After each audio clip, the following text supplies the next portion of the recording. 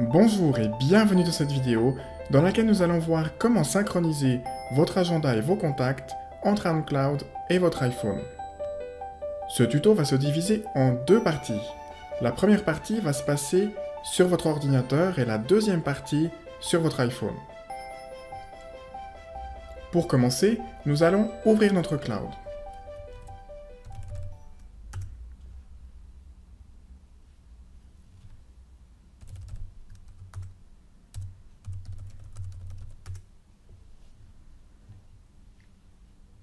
On va ensuite sur Calendrier, puis sur les paramètres en cliquant sur la petite roue en haut à droite. À ce stade, vous avez deux possibilités. Soit vous recopiez à la main ce que je sélectionne ici, soit vous copiez cette information dans un email que vous vous envoyez sur votre smartphone. C'est ce que nous allons retenir pour ce tuto. Bouton droit sur la sélection, copier.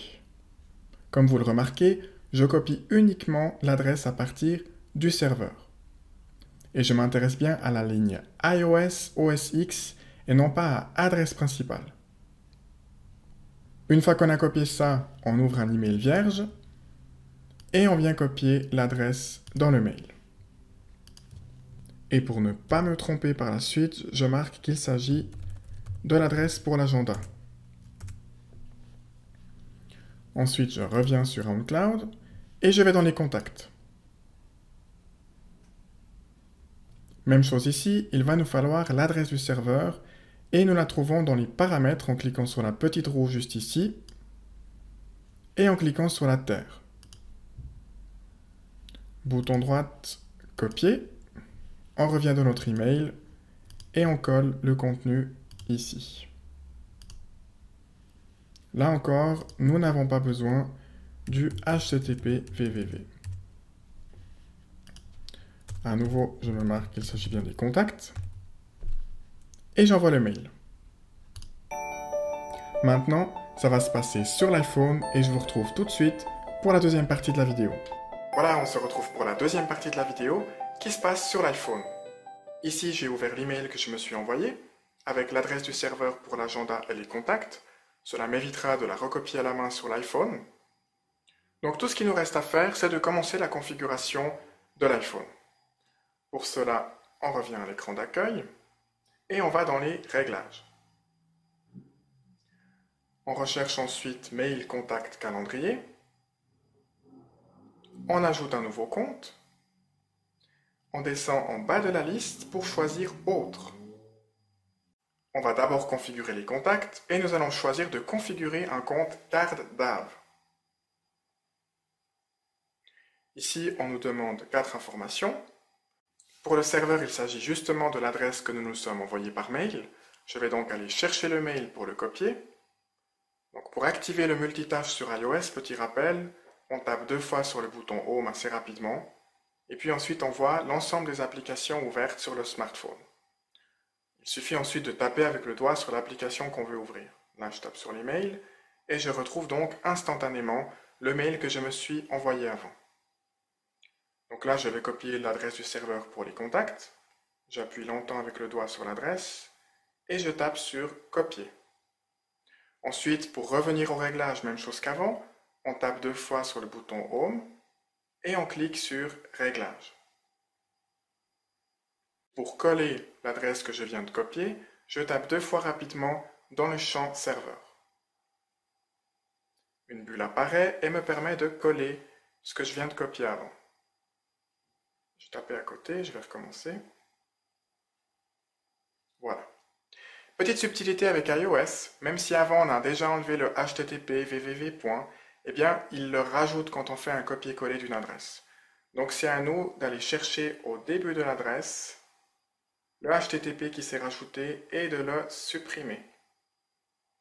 C'est très important, si vous ne le faites pas, l'iPhone ne pourra pas configurer correctement la synchronisation des contacts et de l'agenda par ailleurs. Pour le nom d'utilisateur et le mot de passe, il s'agit tout simplement des informations que vous utilisez pour accéder à votre cloud. Donc pour moi, il s'agit de test cloud et de mon mot de passe.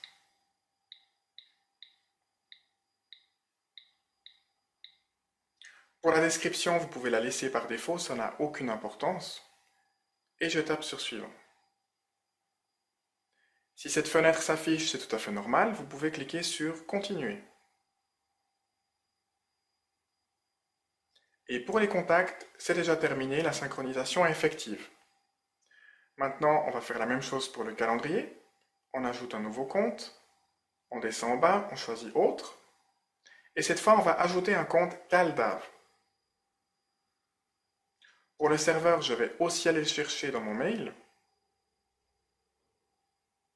Je tape longtemps sur le lien, je fais copier, je double-tape sur le bouton Home, je clique sur Réglages, je tape 2 fois sur l'écran dans le champ Serveur, et je clique sur Coller. Même chose qu'avant, je vais devoir retourner au début de l'adresse pour supprimer le HTTP que iOS rajoute automatiquement. Voilà. Pour le nom d'utilisateur, c'est la même chose qu'avant. Donc Test Cloud pour moi. Et le mot de passe que vous utilisez pour accéder à votre cloud depuis votre ordinateur. Une fois que c'est fait, on clique sur Suivant. La description n'a aucune importance, vous pouvez mettre ce que vous voulez.